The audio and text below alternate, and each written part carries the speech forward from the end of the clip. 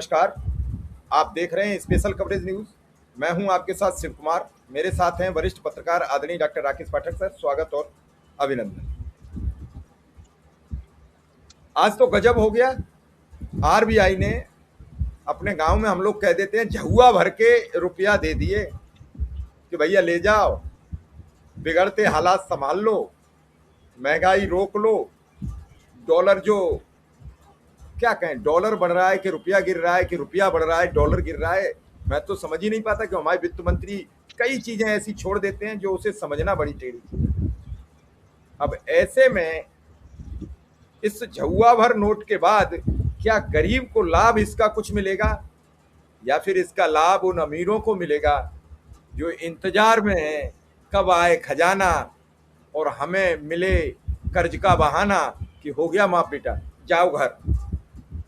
अब इस पूरे वाकये को जब से सुना तो आज, मतलब कल की ये खबर मेन स्ट्रीम मीडिया की नहीं थी कि आखिर सब आरबीआई का चेस्ट खाली कर दे रहे हो, देश आपदा की घड़ी का बेसब्री से इंतजार कर रहा है, तो उस समय हम कहां से पैसा लाएंगे। सरकारों की हमारी एक पॉलिसी रही है कि आरबीआई के चेस्ट में इतना पैसा रहना चाहिए कि देश पर कोई आपदा आए तो उस आपदा को हम तत्काल निजात पा लें। सीधा राकेश सर के पास चलेंगे। राकेश सर, क्या है ये पूरा मामला? देखिए शिव कुमार, इस समय देश गंभीर आर्थिक संकट से भी गुजर रहा है। जो लड़ाई चल रही है ईरान और अमेरिका के बीच, वो जब तक थमती नहीं है तब तक ये संकट और गहराता जाएगा, और लड़ाई थमने के बाद भी बहुत लंबा समय लगेगा हालात को सुधरने में। आपने बिल्कुल सही शब्द का इस्तेमाल किया है कि रिजर्व बैंक ने झहुआ भर नकदी भारत सरकार को सौंप दी है। हम अपने दर्शकों को बता दें, 2,68,000 करोड़ डॉलर सरकार को अपने डिविडेंड में से रिजर्व बैंक ने सौंप दी है। ऐसा क्यों करना पड़ता है, इससे क्या राहत होने वाली है, ये भी समझ लें। जब डॉलर की कीमत बढ़ रही हो, बाजार में डॉलर कम हो, और ये अमेरिका से भी प्रभावित होता है, वहां का जो बाजार है उससे भी इसका प्रभाव पड़ता है, क्योंकि तेल की आपूर्ति इस वक्त बाधित है। हमारे आयात निर्यात का पूरा आंकड़ा गड़बड़ाया हुआ है। तेल हमें रियायती दरों पर रूस जो दे रहा था वो मिल नहीं रहा है। महंगी दरों पर हमें तेल खरीदना पड़ रहा है। पेट्रोल डीजल की कीमतें लगातार बढ़ानी पड़ रही है सरकार को। 9 दिन में 3 बार कीमत बढ़ा दी है। कल तीसरी बार पेट्रोल डीजल की कीमत बढ़ाई गई। तो ऐसे में रुपया और ज्यादा महंगा होता जाता है। तब सरकार बाजार में रिजर्व बैंक की मदद से थोड़ी सी स्थिरता लाने की कोशिश करती है, और रिजर्व बैंक के पास अपना जो भंडार होता है उसमें से वो डॉलर सरकार को बेच देता है, एक तरह से कहा जाए। इससे पहले एक बार 2,69,000 करोड़ दिए थे डॉलर, अब की बार 2,68,000 करोड़ डॉलर बेच दिया रिजर्व बैंक ने। सर, लेकिन इससे भी 2,86,000 करोड़ है सर। 86,000, क्षमा कीजिए, 86,000, 2,86,000 करोड़ डॉलर रिजर्व बैंक ने अपने डिविडेंड में से दे दिया। लेकिन ये स्थायी समाधान नहीं है। स्थायी समाधान के कुछ और तरीके होते हैं, उनमें भी भारत सरकार की नीतियों के चलते देश बड़ी सजा भुगत रहा है। जैसे उसमें एक बहुत बड़ा स्थिरता का एक आधार होता है, एक उपाय होता है हमारे देश का निवेश। लेकिन इस वक्त उल्टी गंगा बह रही है। 2024, 2025, 2026 में लगातार 3 साल से जो भारत के उद्योगपति हैं, बड़े बड़े निवेशक हैं, वो पूरी दुनिया में पैसा निवेश कर रहे हैं, और ये आंकड़ा बढ़ता जा रहा है हर साल। 3 लाख करोड़ से ज्यादा 2025 में भारत के उद्योगपतियों ने, निवेशकों ने अमेरिका सहित दूसरे देशों में निवेश किया। अगर वही निवेश भारत में होता तो रुपया मजबूत होता, डॉलर इस तरह आसमान की तरफ नहीं बढ़ता। लेकिन भारत की आंतरिक परिस्थितियां, यहाँ का राजनीतिक माहौल, कानून व्यवस्था की स्थिति, सरकार की नीतियां, ये सब निवेशकों को मजबूर कर रहे हैं कि वे बाहर जाकर निवेश करें। इसमें एक व्यवधान और भी आया है जंग के चलते हुए। जो विदेशों में काम करने वाले लोग हैं, खास तौर से खाड़ी देशों में 1 करोड़ से ज्यादा भारतीय, करीब करीब 1 करोड़ भारतीय काम करते हैं। वो वहां जो पैसा कमाते हैं अपने घर के लोगों को, परिवार को भारत में भेजते हैं, रेमिटेंस कहते हैं उसे। खाड़ी युद्ध के चलते ये भी कम हुआ, ये प्रभावित हुआ है। बहुत सारे कामकाज ठप पड़े हुए हैं। जिस तरह से संयुक्त अरब अमीरात में, बहरीन में, सऊदी अरब में ईरान ने हमले किए, उसके बाद वहां भी कारोबार चौपट सा है अभी। इन सारी चीजों से निपटने के लिए नरेंद्र मोदी के पास और कोई उपाय नहीं था, तो इसलिए रिजर्व बैंक से उसका खजाना खाली करवा लिया है।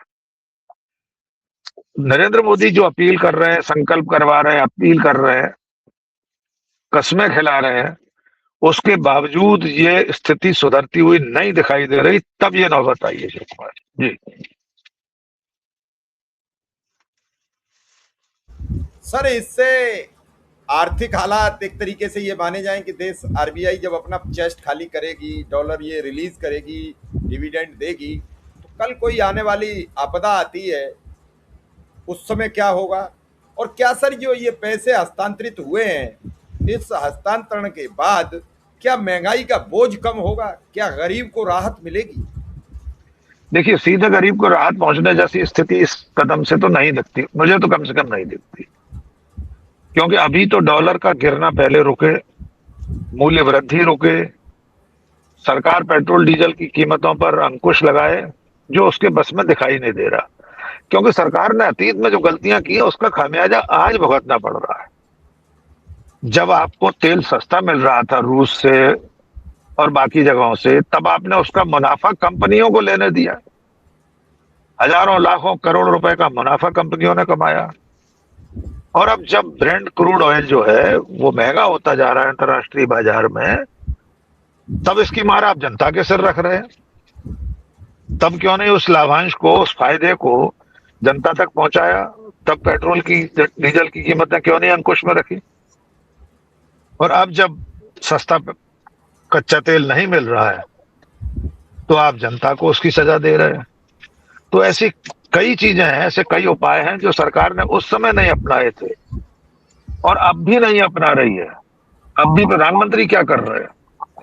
अब उन्होंने आज एक निर्देश दिया है, सारी छोटी छोटी चीजें उन्हें जोड़ लीजिए कि राज्यों की जो सरकारें हैं, वहां के मंत्री, अधिकारी अनावश्यक विदेश यात्रा सरकारी खर्च पर न करें। इसके बावजूद कौन सी बचत हुई है तब से, जब से अपील की है प्रधानमंत्री ने तेलंगाना में?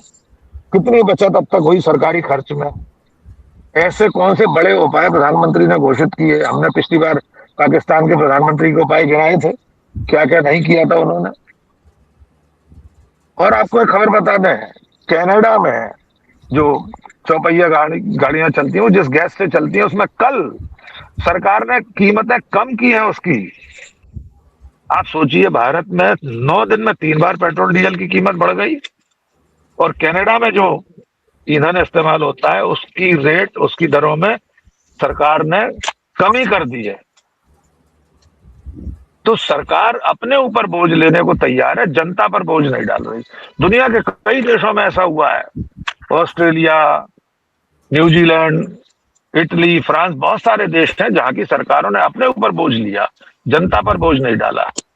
मोदी जी की सरकार तो सारा बोझ आपके, हमारे और जनता के ऊपर डाल रही है और खुद किसी चीज में कमी करने को तैयार नहीं है। अपनी अपील के बाद तो वे 5 देशों की यात्रा कर आए। ऐसा कौन सा बड़ा हासिल लेकर आए उस यात्रा से, जो अभी के बजाय बाद में नहीं हो सकते थे? ऐसे समझौते हैं। जी शिव कुमार। सर, लगातार सरकार कहती है कि हम जनता के लिए सोच रहे हैं। प्रधानमंत्री जी लगातार 22 घंटे काम कर रहे हैं, छुट्टी नहीं ले रहे हैं। बड़े बड़े एंकर कह रहे हैं ऐसा प्रधानमंत्री नहीं देश को मिला। फिर सर उसके बाद अपील की गई कि मुख्यमंत्री और मंत्री और वो सब सरकारी अमला और वो सब कटौती करेंगे। बड़े बड़े ऐलान हुए, अखबारों में तस्वीरें आई, रीलें बनी। सर कोई अंतर नहीं पड़ा।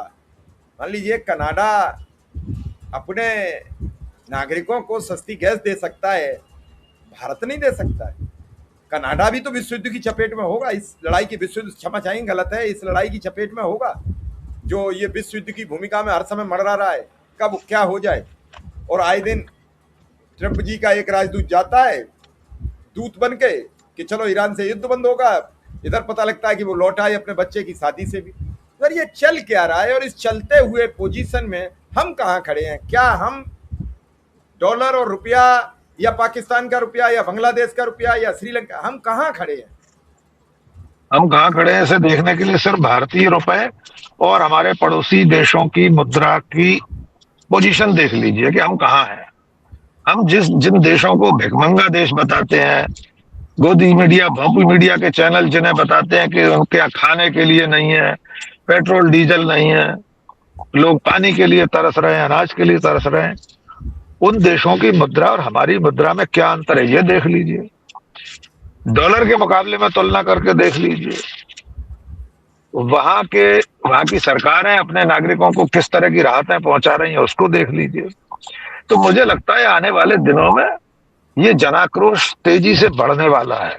सरकार रिजर्व बैंक से रोकड़ा निकालकर बाजार में बहा देगी, इससे तत्काल कोई राहत नहीं मिलेगी। तत्काल मिल जाएगी, क्षमा कीजिए, लॉन्ग टर्म में मिलने वाली नहीं है।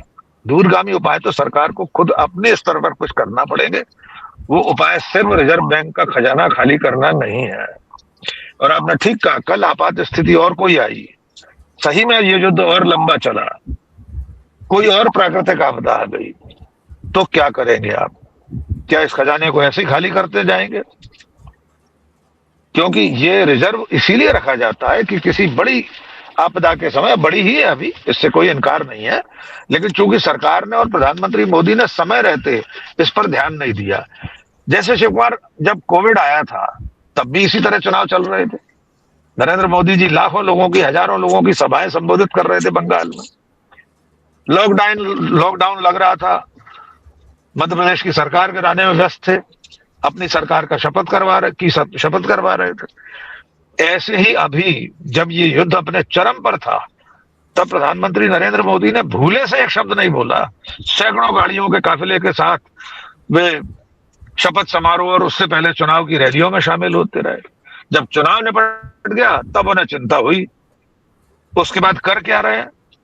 सिर्फ मूल्य वृद्धि कर रहे हैं, दाम बढ़ाते जा रहे हैं, और आपसे कह रहे हैं पेट काट लो अपना, घर में तेल से पूड़ी भी मत तलो, भजिए मत बनाओ। और खुद क्या कर रहे हैं हम सब देख ही चुके हैं। तो परिस्थितियां बहुत विषम है। ये जो लड़ाई चल रही है खाड़ी में, इसका दुष्प्रभाव सचमुच पूरी दुनिया पे है, तमाम देशों पर इसका असर है। लेकिन वे देश अपने नागरिकों के हक में क्या कर रहे हैं, मोदी सरकार को यह भी देखना चाहिए। वे इसकी सजा, युद्ध का दंड अपने नागरिकों को नहीं दे रहे हैं, बल्कि सरकार अपने स्तर पर जो कटौती कर सकती है वो कर रही है, इस दबाव को अपने ऊपर झेल रही है। लोगों के, नागरिकों के जीवन को सहज बनाए रखने के लिए सारे उपाय किए जा रहे हैं। तो अब नरेंद्र मोदी अपनी तरफ से भी तो कोई आदर्श प्रस्तुत करें कि हम ही सब कर लेंगे, जनता ही सब कुछ कर लेगी। भारतीय जनता पार्टी, मोदी सरकार, उनके सहयोगी, वे अपने खर्चों में कटौती कब करेंगे? तो हम रिजर्व बैंक की बात पर अंतिम तौर पर फिर लौटे। निश्चित तौर पर यह उपाय प्रारंभिक उपाय है, पर यह करना क्यों पड़ा, यह परिस्थिति क्यों पैदा हुई कि आपको 2,86,000 करोड़ के डॉलर बाजार में फेंकने पड़े हैं? और कौन लेवाल है इस समय इनका? कौन इस वक्त, आपने कह दिया विदेश यात्राएं मत करो, तो डॉलर का करेगा क्या आदमी? घर में रखेगा? अल्टीमेटली इस डॉलर का कहीं कहां निवेश करने जाएगा, कहां खर्च करने जाएगा समाज? सरकार क्या करेगी इस डॉलर का जो सरकार को दे दी है रिजर्व बैंक ने? और खुद रिजर्व बैंक के गवर्नर ने इसकी सूचना दी है। और साथ में चलते चलते आखिर में फिर जोड़ दें, जो हम 2 दिन से याद दिला रहे हैं, 16वें वित्त आयोग के अध्यक्ष अरविंद पनगड़िया तो कह रहे हैं कि $1 को 100 रुपए का हो जाने दीजिए, बहुत अच्छा होने वाला है। ये नया अर्थशास्त्र 2014 से पहले कहा था। तब नरेंद्र मोदी क्यों कलपते थे कि डॉलर महंगा हो गया, देश और प्रधानमंत्री की इज्जत मिट्टी मिल रही है? ये अरविंद पनगड़िया ने तब नरेंद्र मोदी को, गुजरात के मुख्यमंत्री, क्यों नहीं बताया था कि डॉलर महंगा होना देश के हित में, हो जाने दीजिए महंगा? तब तो 54 रुपए, 66 रुपए, 67 रुपए पे कलप रहे थे, और अब 97 पर बाट जो रहे हैं कि 100 का कब हो जाए, सैकड़ा कब लगेगा। वारे अमृतकाल, वारे नरेंद्र मोदी, वारे उनके सलाहकार। जी शिव कुमार। नहीं, बिल्कुल आपने ठीक कहा, और बिल्कुल बात आपकी जायज है कि आखिर ये सब। लेकिन सर एक छोटी सी टिप्पणी बस 1 मिनट की आपसे लूंगा। ये तेल बंद हो जाएगा तो पकोड़ा उद्योग मोदी का प्रभावित होगा, उसके भी तो असर पड़ेंगे। देखिए, पकौड़ा उद्योग की बात उन्होंने एक बापू मीडिया के चैनल में कही थी कि आपके चैनल के दफ्तर के नीचे जो पकौड़े बनाता है वो भी तो रोजगार है। तो नरेंद्र मोदी उस समय भूल गए थे कि भविष्य में उन्हें यह अपील करनी पड़ेगी कि खाने का तेल कम इस्तेमाल करो। तो पकौड़ा उद्योग भी चौपट हो गया है। आपने ही तो कह दिया है, तो अब कौन पकौड़े तलेगा, कौन पकौड़े खाएगा? और उसमें भी देशभक्ति की चुनौती जोड़ दी है। अगर शिव कुमार जी अपने रसोई में, अपने घर में या दोस्तों के साथ अपने दफ्तर में पकौड़ी तलेंगे, मंगवाएंगे कहीं से तलवा कर, तो देशद्रोही कहलाएंगे। इसे मैं अखंड पाखंड कहता हूं। जी। नहीं, बिल्कुल आपने ठीक कहा है, लोगों को भी बचना चाहिए। पता नहीं कहाँ पे जय श्री राम करने वाले आ जाएं और आपकी रसोई चेक कर लें। तो पहले बिल्कुल। लिच्ची से बचिए, तेल फिर खा लेंगे, पकौड़ी फिर खा लेंगे। सर आपने समय दिया इसके लिए बहुत बहुत आभार, बहुत बहुत धन्यवाद।